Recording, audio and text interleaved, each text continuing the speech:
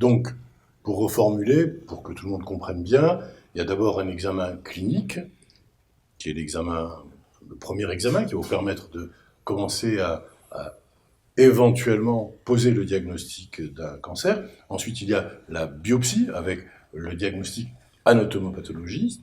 Et ensuite, après, la décision thérapeutique, la stratégie thérapeutique que vous allez mettre en place. Oui.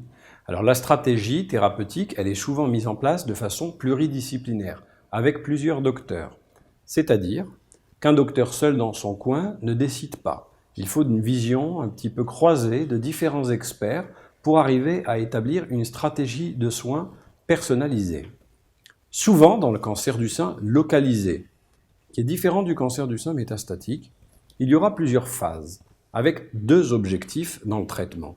Diminuer le risque que la maladie n'aille ailleurs, les métastases, diminuer le risque que la maladie du cancer du sein ne se développe localement.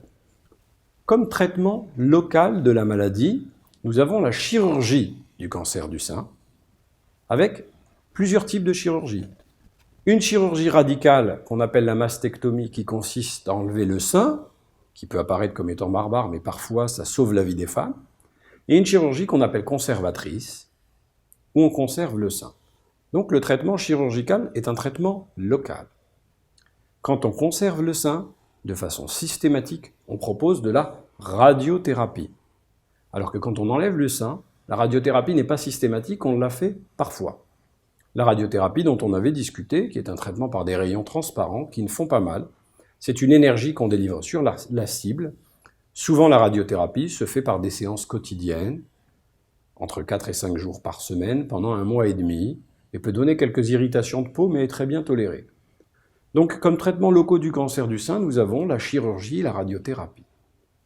Comme traitement général du cancer du sein localisé, en prévention pour diminuer le risque que ça revienne, on a l'hormonothérapie, ces anti-hormones, lorsque les cancers du sein sont hormonosensibles, qui se prennent souvent sous la forme d'un comprimé par jour pendant 5 ans, des fois plus, des fois 10 ans. Et donc c'est comme des pilules que les femmes prennent quotidiennement avec leurs avantages et leurs inconvénients. Et enfin, on a ce traitement redouté par les femmes qui s'appelle la chimiothérapie. Alors qu'est-ce que c'est que cette chimiothérapie? C'est un traitement par des produits chimiques. Souvent, dans les perfusions qui durent à peu près 1h30, on fait revenir les patients toutes les 3 semaines en ambulatoire pour passer ces médicaments dans l'ensemble du corps, diminuer les risques que les cellules cancéreuses n'aillent se loger ailleurs, dans le reste de l'organisme. Pourquoi la chimiothérapie est redoutée? Elle peut fatiguer, mais on peut aussi vivre correctement pendant une chimiothérapie. Elle est redoutée parce qu'un des effets secondaires, c'est la perte des cheveux. Donc, dans une écrasante majorité des cas, dans les chimiothérapies complémentaires des cancers du sein, la femme perd ses cheveux. Je dis la femme, il y a 1% des cancers du sein chez l'homme, donc ça concerne essentiellement les femmes. Au bout de 17 jours en général. Mais les cheveux repoussent après le traitement.